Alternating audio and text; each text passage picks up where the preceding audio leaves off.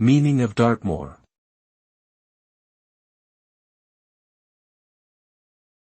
Dartmoor.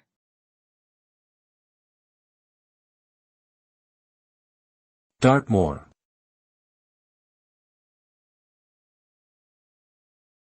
Dartmoor.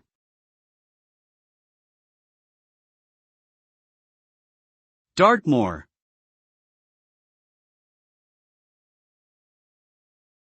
Dartmoor is a name that refers to a large expanse of moorland located in southern Devon, England.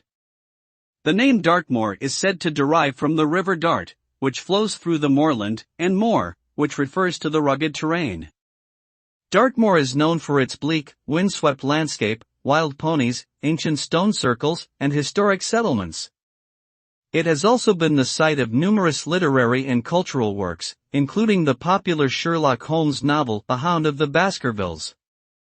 Overall, Dartmoor is a unique and distinct natural and cultural landmark of the United Kingdom.